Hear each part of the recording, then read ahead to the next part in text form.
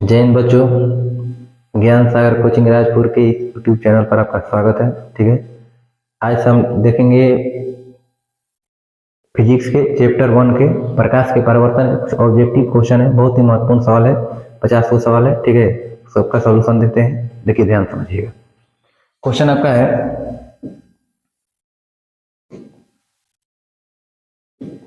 Question में कहा गया यदि किसी बिंब का प्रतिबिंब का आवर्धन ऋणात्मक है, उस प्रतिबिंब की प्रकृति क्या होगी, है ना।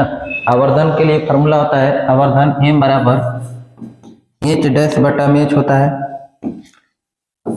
m बराबर होता है h डैश बटा में h, एगो m बराबर फॉर्मूला होता है माइनस v बटा में u। दर्पण के लिए आवर्धन के फॉर्मूला होता है m बराबर h डैश बटा में h, यानी प्रतिबिंब की ऊंचाई बटा में वस्तु की ऊंचाई। m बराबर होता है माइनस v बटा में u। u जो होता है वस्तु दूरी, v होता है प्रतिबिंब दूरी। ठीक है, अब देखिए करें कि यदि किसी बिंब का प्रतिबिंब ऋणात्मक हो, आवर्धन कितना हो, बिंब का प्रतिबिंब का आवर्धन कैसा हो, ऋणात्मक, यानी m का मान कैसा हो, ऋणात्मक हो। तो m का मान यदि ऋणात्मक होता है तो प्रतिबिंब की प्रकृति कैसी होती है, वास्तविक एवं उल्टा, वास्तविक एवं उल्टा। क्योंकि देखिए समझिए,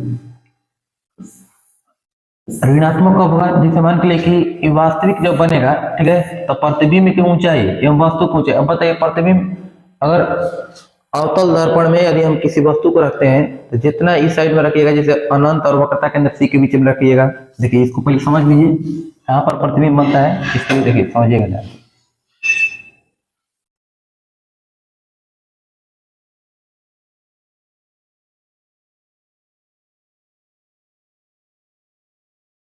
इसके लिए आप लोग को अवतल दर्पण के लिए एक प्रतिबिंब आपको याद करवा दे रहे हैं। देखिए, अवतल दर्पण में बने प्रतिबिंब, ठीक है, देखिए समझिएगा बढ़िया से। इसको इस प्रकार से आपको याद कर लेना है। इसको वस्तु रखना है, वस्तु को ऑब्जेक्ट कहते हैं, आपका होता है प्रतिबिंब, प्रतिबिंब को हम लोग कहते हैं इमेज। ठीक है, अवतल दर्पण में सबसे पहले हम किसी वस्तु को कहाँ रखेंगे, अनंत पर रख के देखेंगे। अनंत बीच में रखेंगे, वक्रता के अंदर सी एजा होगा, ठीक ना।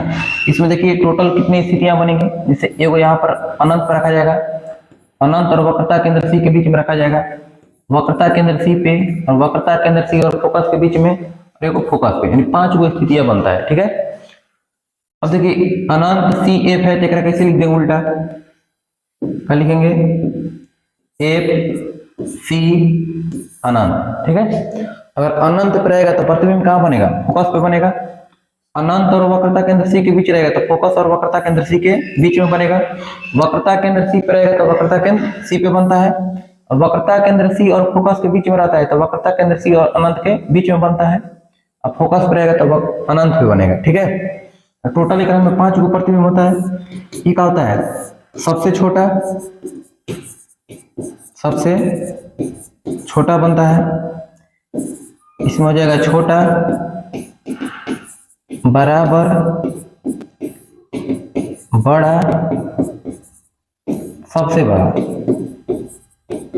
सबसे बड़ा। ठीक ना, देखिए 5 गो ऐसे टोटल 6 गो स्थिति बनता है।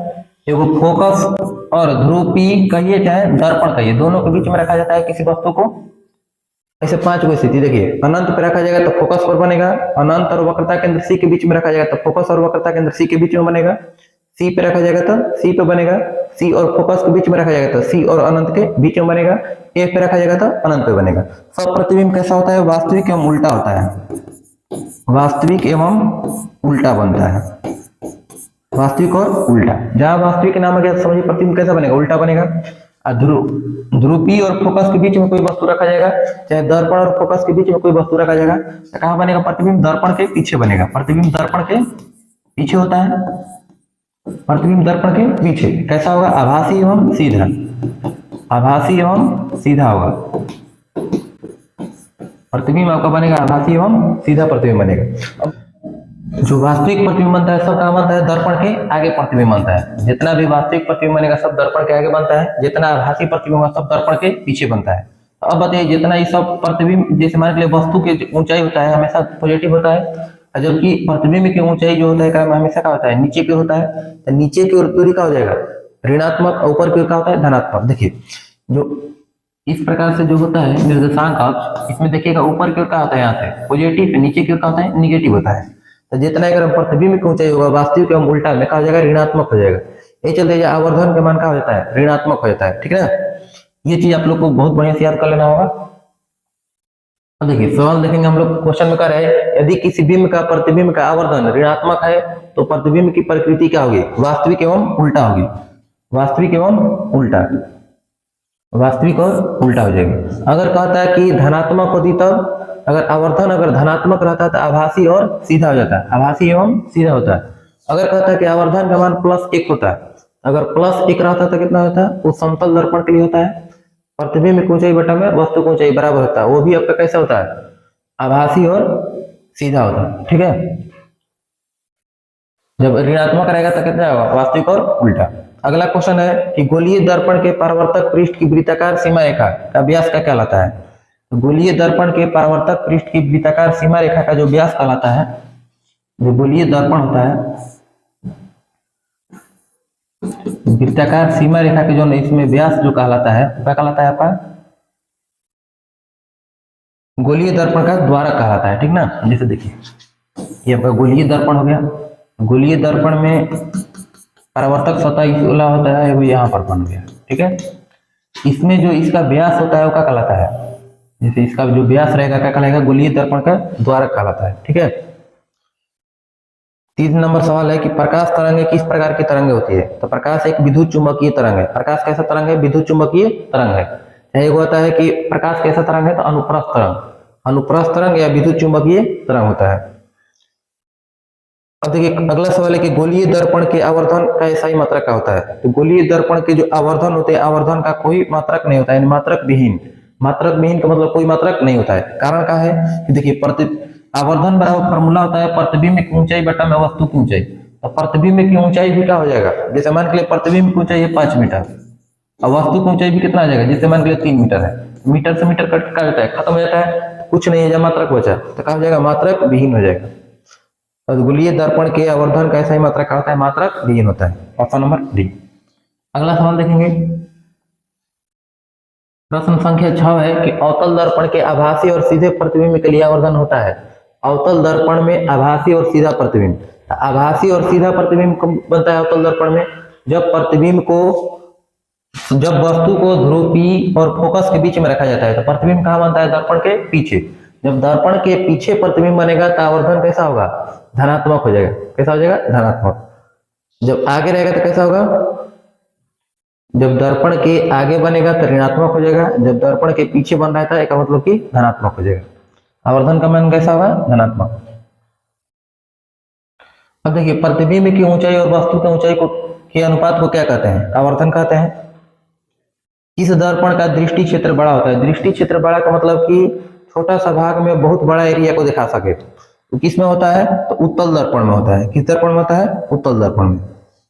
यही कारण है कि इसका प्रयोग हम लोग साइड मिरर के रूप में भी करते हैं। वाहन के साइड मिरर के रूप में किसका प्रयोग किया जाता है, उत्तल दर्पण का उपयोग किया जाता है। अगला सवाल है कि गोलीय दर्पण की फोकस दूरी उसकी वक्रता त्रिज्या की होती है। गोलीय दर्पण की फोकस दूरी, देखिए जो चीज दिया रहता है पहले लिख लिया जाता है। फोकस दूरी यानी F बराबर होता है वक्रता त्रिज्या के। तो F बराबर क्या होता है, R बटा में 2, यानी वक्रता त्रिज्या कितना हो जाएगा, आधा हो जाएगा, यानी कि आधी हो जाती है। Option number B. अगला सवाल देखेंगे, करें किसी बीम का अनंत पर प्रतिबिंब, किसी बीम का अनंत पर प्रतिबिंब प्राप्त करने के लिए बीम को अवतल दर्पण के सामने कहाँ रखना चाहिए। देखिए अभी तुरंत आप लोग बताएं इस प्रकार से, इस प्रकार से ऑब्जेक्ट हो गया, ये इमेज हो गया। सबसे पहले अनंत, वक्रता केंद्र C और फोकस F। अगर कोई वस्तु अनंत में रखेंगे तो कहां पर बनेगा, फोकस पर प्रतिबिंब बनेगा। अगर हम किसी वस्तु को वक्रता केंद्र C पे रखते हैं तो C पे बनेगा, F पे रखेंगे तो अनंत पे बनेगा। आपसे कह रहा है कहां पर रखने के लिए, प्रतिबिंब कहां पर प्राप्त होता है, अनंत पे। तो प्रतिबिंब अनंत पे प्राप्त होगा, यानी कि वस्तु को कहां रखा गया होगा, फोकस पे रखा जाएगा। ठीक है, इस चीज से आप बढ़िया से याद कर सकते हैं। ठीक है, अगला सवाल है, आंसर होगा फोकस पर। अगला क्वेश्चन है कि दर्पण की चौड़ाई को दर्पण का क्या कहा जाता है? दर्पण की चौड़ाई को दर्पण का द्वारा कहा जाता है, यानी ऑप्शन नंबर बी। अगला सवाल है गोलीय दर्पण की वक्रता त्रिज्या उसकी फोकस दूरी को होती है। गोलीय दर्पण की वक्रता त्रिज्या दिया है, तो वक्रता त्रिज्या को हम लोग लिखते हैं आर बराबर है उसकी फोकस दूरी के यानी एफ। अब बताइए आर बराबर क्या होता है 2f, यानी फोकस दूरी की कितनी हो जाएगी? दोगुनी हो जाएगी। फोकस दूरी के दोगुनी यानी ऑप्शन नंबर ए। अगला सवाल देखेंगे। अगला सवाल है कि सर्च लाइट का परावर्तक सतह कैसा होता है? सर्च लाइट का परावर्तक सतह कैसा होता है? अवतल दर्पण होता है। किस प्रकार का होता है? अवतल दर्पण। सर्च लाइट आ गया, हेड लाइट आ गया, ये सब में किसका प्रयोग किया जाता है? अवतल दर्पण का उपयोग किया जाता है। Option number B. किस गोलीय दर्पण का परावर्तक सतह उभरा होता है? परावर्तक सतह का मतलब जो भाग का रहेगा, चमकीला रहेगा, है ना, इस प्रकार से भाग उभरा हुआ रहता है। किस दर्पण में? उत्तल दर्पण में। जिस गोलीय दर्पण का परावर्तक सतह उभरा रहता है कहते हैं उत्तल दर्पण। जिस गोलीय दर्पण का परावर्तक सतह धंसा हुआ रहता है कहते हैं अवतल दर्पण कहते हैं। क्या कहते हैं? अवतल दर्पण। ठीक है, इसका आंसर हो जाएगा उत्तल दर्पण। अगला सवाल देखेंगे। उत्तल दर्पण को कहा जाता है, ठीक ना, उत्तल दर्पण को कौन सा दर्पण कहते हैं? अपसारी दर्पण के नाम से जानते हैं। उत्तल दर्पण को अपसारी दर्पण कहते हैं। अपसारी दर्पण क्यों कहा जाता है? देखिए अपसारी का मतलब क्या होता है? प्रकाश को चारों ओर फैलाना। ठीक है, क्या करना? प्रकाश को चारों ओर फैलाना। अभिसारी कौन कहलाता है? प्रकाश को एक जगह एकत्रित करना। तब बताइए इस पे जब प्रकाश की किरण पड़ेगा तो प्रकाश को क्या करेगा? इस प्रकार से फैलाता है, ठीक ना, लेकिन क्या कहते हैं? अपसारी। तो उत्तल दर्पण को क्या कहा जाता है? अपसारी दर्पण के नाम से जाना जाता है। अवतल दर्पण को अभिसारी दर्पण कहा जाता है। अगला सवाल है कि वायु में प्रकाश की चाल कितनी होती है? वायु में प्रकाश की चाल होती है 3 गुना 10 के पावर 8 मीटर प्रति सेकेंड। 3 गुना 10 के पावर 8 मीटर प्रति सेकेंड। अगर किलोमीटर प्रति सेकंड में कहेगा तो 3 लाख किलोमीटर प्रति सेकंड होता है। 3 लाख किलोमीटर प्रति सेकंड। ठीक है, अगले सवाल की ओर हम चलेंगे। अगला सवाल है कि उत्तल दर्पण के लिए फोकस दूरी होती है, तो उत्तल दर्पण के लिए फोकस दूरी कैसी होती है? धनात्मक होती है। उत्तल दर्पण की फोकस दूरी कैसी होती है? धनात्मक होती है। जबकि अवतल दर्पण के लिए फोकस दूरी कैसी होती है? ऋणात्मक होती है। देखिए ये सब चीज चित्र के द्वारा समझिएगा तो और बेहतर रहेगा आपके लिए। ये आपका होता है उत्तल दर्पण, ठीक ना। उत्तल दर्पण में देखिए गोला का जो भाग बनेगा इस प्रकार से एक गोला का भाग बनेगा, ठीक है। तो जो बीच में रहता है कहते हैं वक्रता केंद्र सी, ठीक है।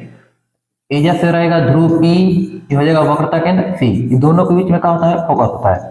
अब बताइए ध्रुव पी से कोई भी दूरी कहां से नापा जाता है? ध्रुव पी से नापा जाता है। तो एजा से बताइए इस साइड में है ना, मूल बिंदु से इस साइड में दूरी क्या होता है? धनात्मक होता है। तो यहाँ से इधर साइड में जो फोकस दूरी पड़ रहा है तो क्या हो जाएगा? धनात्मक हो जाएगा। क्या लिखेंगे? उत्तल दर्पण के लिए फोकस दूरी कैसी होती है? धनात्मक होती है। जबकि अवतल दर्पण के लिए फोकस दूरी कैसी होती है? ऋणात्मक होती है। देखिए उत्तल दर्पण में प्रतिबिंब हमेशा बनता है। उत्तल दर्पण में जितना भी प्रतिबिंब बनता है सब दर्पण के पीछे बनता है। तो जो दर्पण के पीछे प्रतिबिंब बनता है वो कैसा होता है? आभासी होता है। दर्पण के जो पीछे प्रतिबिंब बनेगा कैसा होगा? आभासी होगा। वास्तविक वस्तु का हमेशा सीधा प्रतिबिंब बनाने वाला दर्पण होता है। जो वास्तविक वस्तु होते हैं, वास्तव में जो वस्तु है उसका हमेशा सीधा प्रतिबिंब बनाने वाला दर्पण, सीधा प्रतिबिंब कब बनता है? समतल दर्पण में एवं उत्तल दर्पण बनता है। समतल दर्पण में एवं उत्तल दर्पण। ऑप्शन नंबर ए हो जाएगा। Option number A. अगला सवाल है कि अवतल दर्पण को किस दर्पण भी कहा जाता है? अवतल दर्पण को हम लोग अभिसारी दर्पण के नाम से जानते हैं। क्या है कि अवतल दर्पण इस प्रकार के जो दर्पण होता है वो क्या कहते हैं? अवतल दर्पण। इसमें जितना भी प्रकाश की किरण आएगा सब आकर के एक बिंदु पर मिलता हुआ प्रतीत होता है। तो समांतर प्रकाश की किरणें आएंगी आकर के क्या होगी? एक बिंदु पर मिलेगी, तो कहते हैं अभिसारी। और जब चारों ओर फैलता है तो कहते हैं अपसारी। ठीक है, तो हम लोग उत्तल दर्पण को कहते हैं अपसारी, अवतल दर्पण को कहते हैं अभिसारी। याद रखिएगा। अगला सवाल देखेंगे। करेंगे अवतल दर्पण में किसी वस्तु को फोकस एफ और वक्रता केंद्र सी के बीच रखी जाए तो उसका प्रतिबिंब कहां पर बनेगा? तो फोकस और वक्रता केंद्र सी के बीच रखा जाए तो वक्रता केंद्र सी और अनंत के बीच में बनता है। सी आ गया तो सी पर ही रहेगा, फोकस रहेगा तो अनंत, अनंत रहेगा तो फोकस। तो सी और अनंत के बीच में, तो वक्रता केंद्र सी और अनंत के बीच में। Option number B. Option number B आपका आंसर हो जाएगा। अगला सवाल है कि गोलीय दर्पण की वक्रता त्रिज्या r बराबर फार्मूला का होता है? तो r बराबर का होता है 2f होता है। r बराबर 2f, a बराबर r बटा में 2। दाढ़ी बनाने में किस दर्पण का उपयोग किया जाता है? तो दाढ़ी बनाने में अवतल दर्पण का उपयोग किया जाता है। सौर भट्टी में भी किसका प्रयोग किया जाता है? अवतल दर्पण का उपयोग किया जाता है। रोगियों के नाक, कान, दांत ये सब देखने के लिए किस दर्पण का उपयोग किया जाता है? अवतल दर्पण का उपयोग किया जाता है। अगला सवाल है कि उत्तल दर्पण का आवर्धन m बराबर फॉर्मूला का होता है। तो उत्तल दर्पण रहे चाहे अवतल दर्पण रहे, कोई भी गोलीय दर्पण के लिए फॉर्मूला होता है m बराबर माइनस भी बटा में यू, माइनस भी बटा में यू होता है। एक और फॉर्मूला होता है प्रतिबिंब की ऊंचाई बटा में वस्तु की ऊंचाई, यानी h डैश बटा में h होता है। ठीक है, अगला सवाल देखेंगे, प्रकाश के परावर्तन के कितने नियम है और कौन कौन। तो प्रकाश के परावर्तन के कितने नियम है, तो दो नियम है, दोनों नियम आप लोगों को जानकारी होगा। पहला नियम होता है आपतित किरण, परावर्तित किरण तथा आपतन बिंदु पर खींचा गया अभिलंब तीनों एक ही तल में होते हैं। दूसरा का होता है कि आपतन कोण परावर्तन कोण के बराबर होते हैं। तो प्रकाश के परावर्तन के कुल कितने नियम है, दो नियम है। ठीक है, अगला है कि प्रकाश का किरण पुंज कितने प्रकार के होते हैं। तो प्रकाश के किरण पुंज कितने प्रकार के होते हैं, तीन प्रकार के, अपसारी, अभिसारी और समांतर। कौन कौन, अपसारी, समांतर, अभिसारी। जब प्रकाश की किरणें एक बिंदु से चारों ओर फैलती हुई चली जाती है तो क्या कहते हैं, अपसारी। जब एक दूसरे के समांतर जाती है तो समांतर, सब जा करके एक बिंदु पर मिल जाती है तो क्या कहते हैं, अभिसारी कहते हैं। ठीक है, तीन प्रकार के किरण पुंज होते हैं। अब देखिए अगला सवाल आता है कि दर्पण सूत्र लिखिए। तो दर्पण सूत्र क्या होता है, एक बटा में यू प्लस एक बटा वी बराबर एक बटा में एक, चाहे एक कम लिख सकते हैं, एक बटा में एक बराबर एक बटा में वी प्लस एक बटा में यू। एक आपका होता है फोकस दूरी, वी होता है प्रतिबिंब दूरी, यू होता है वस्तु दूरी। ठीक है, ऑप्शन नंबर एक। अगला सवाल है कि प्रतिबिंब कितने प्रकार के होते हैं। तो प्रतिबिंब कितने प्रकार के हैं, दो प्रकार के होते हैं। कौन कौन, तो पहला होता है वास्तविक प्रतिबिंब, दूसरा का आभासी या काल्पनिक प्रतिबिंब। ठीक है, वास्तविक प्रतिबिंब हमेशा उल्टा बनता है, वास्तविक प्रतिबिंब हमेशा उल्टा होता है। आभासी प्रतिबिंब हमेशा सीधा होता है। आभासी या काल्पनिक हमेशा कैसा होता है, सीधा बनता है। वास्तविक प्रतिबिंब उल्टा होता है। वास्तविक प्रतिबिंब को हम लोग पर्दे पर प्राप्त कर सकते हैं, जबकि आभासी प्रतिबिंब को पर्दे पर प्राप्त नहीं किया जा सकता है। अगला सवाल देखेंगे, प्रकाश हमेशा गमन करता है। तो प्रकाश हमेशा सीधी रेखा में गमन करता है। प्रकाश कैसे गमन करता है, हमेशा सीधी रेखा में गमन करता है। पृथ्वी पर ऊर्जा का सबसे बड़ा स्रोत क्या है, सूर्य का प्रकाश है। पृथ्वी पर ऊर्जा का सबसे बड़ा स्रोत क्या है, सूर्य का प्रकाश। ठीक है, इसमें देखिए प्रकाश हमेशा गमन करती है सीधी रेखा में। अगला सवाल है कि निम्न में से कौन प्रदीप्त वस्तु नहीं है। प्रदीप्त का मतलब जिसमें से खुद का प्रकाश निकले। ठीक है, तो सूर्य से खुद का प्रकाश निकलता है, तारा से निकलता है, बिजली से जलता बल्ब सब खुद से अपना प्रकाश उत्सर्जित करते हैं, जबकि चंद्रमा सूर्य के प्रकाश में चमकते हैं। ये प्रदीप्त वस्तु नहीं है। अगला सवाल है आपका कि सड़क या गली में स्ट्रीट लाइट, जो सड़क पे से जो लाइट लगा रहता है पर कहते हैं स्ट्रीट लाइट। ठीक है ना, इसमें किस दर्पण का उपयोग किया जाता है, तो उत्तल दर्पण का उपयोग किया जाता है। कौन सा दर्पण होता है, उत्तल दर्पण होता है। उत्तल दर्पण का उपयोग हम लोग साइड मिरर के रूप में भी करते हैं। क्या हो जाएगा आंसर, उत्तल दर्पण। किसी वाहन के साइड मिरर यानी पश्च दृश्य में किस दर्पण का उपयोग किया जाता है, पश्च दृश्य यानी पीछे के दृश्य को देखने के लिए किसका प्रयोग किया जाता है, उत्तल दर्पण का उपयोग किया जाता है। Option number B. अगला सवाल देखेंगे, 15 सेंटीमीटर फोकस दूरी के अवतल दर्पण से 60 सेंटीमीटर रखी गई एक वस्तु के प्रतिबिंब की दूरी बताइए। देखिए अवतल दर्पण के लिए वस्तु दूरी u बराबर, देखिए समझिएगा u बराबर क्या होता है, तो वस्तु दूरी हमेशा कैसा होता है, ऋणात्मक होता है। तो देखिए 60 सेंटीमीटर पर रखी गई एक वस्तु दूरी u बराबर क्या हो जाएगा, माइनस 60 सेंटीमीटर। फिर करें फोकस दूरी कितना है, 15 सेंटीमीटर। तो अवतल दर्पण के लिए फोकस दूरी कैसा होता है, ऋणात्मक होता है, तो माइनस कितना हो जाएगा, 15 सेंटीमीटर। आपसे पूछा गया है v का मान बताइए, ठीक ना। देखिए 60 सेंटीमीटर की दूरी पर एक वस्तु रखी गई यानी u बराबर कितना, माइनस 60 सेंटीमीटर।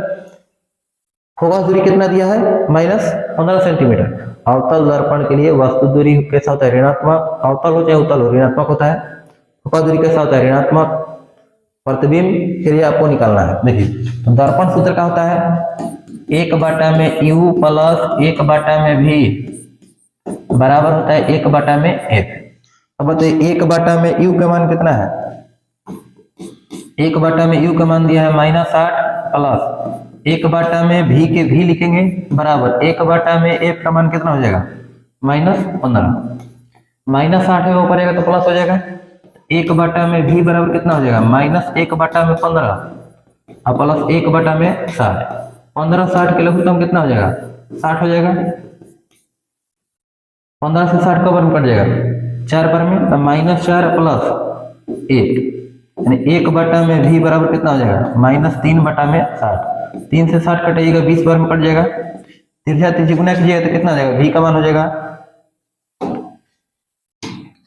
v बराबर हो जाएगा -20 सेंटीमीटर। कितना हो जाएगा, -20 सेंटीमीटर। Option number B.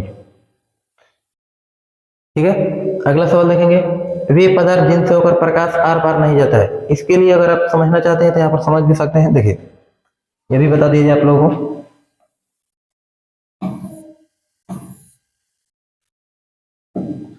देखिए ये चीज आप लोग के लिए जानना जरूरी रहेगा। अवतल दर्पण हो गया, उत्तल दर्पण हो गया, दोनों के लिए चिन्ह परिपाटी जान लीजिए। ये आपका है वस्तु दूरी, यू से दर्शाते हैं। प्रतिबिंब दूरी भी से दर्शाते हैं। फोकस दूरी, फोकस दूरी को एफ से दर्शाते हैं। कौन धनात्मक होगा कौन ऋणात्मक होगा ये सब सीखेंगे हम लोग।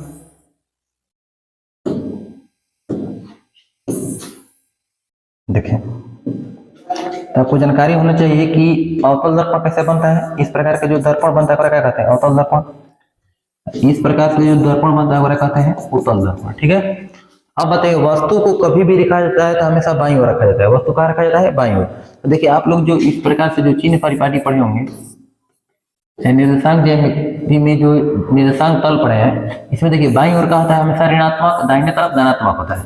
एक्स एक्स डैश होता है, वाई वाई डैश होता है। ऊपर की ओर धनात्मक, नीचे की ओर ऋणात्मक। तो हमेशा कोई भी जो ऊंचाई लंबाई कोई भी चीज नापना है, कहाँ से आपको नापना है, ध्रुव पी से नापना है। ठीक है, यहाँ से इस प्रकार से ध्रुव पी से। अब बताइए कोई भी वस्तु हम रखेंगे कहाँ पर, बाईं ओर रखेंगे, हमेशा वस्तु दूरी का होगी ऋणात्मक। चाहे उत्तल हो चाहे अवतल, हमेशा वस्तु कहाँ रखना है, बाईं ओर रखना है। तो वस्तु दूरी कैसी होगी, ऋणात्मक होगी।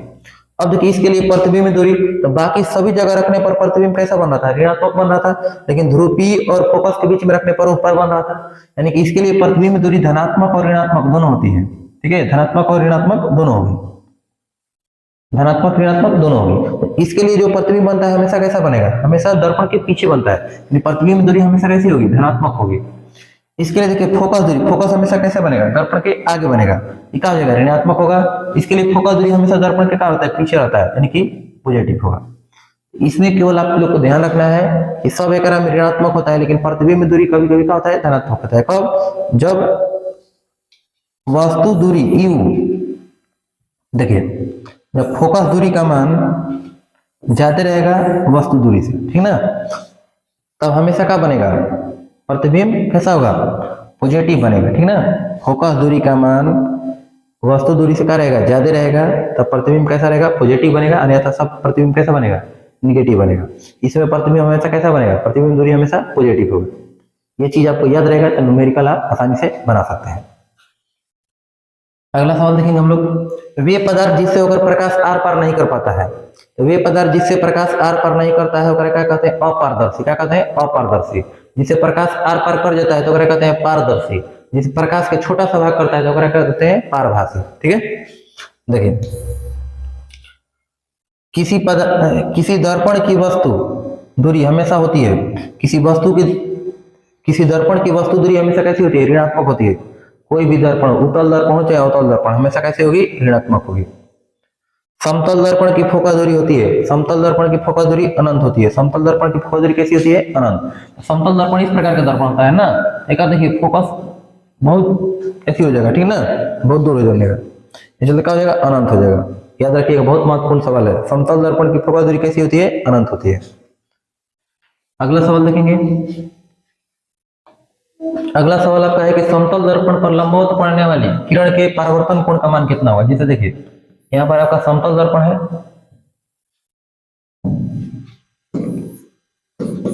समतल दर्पण है।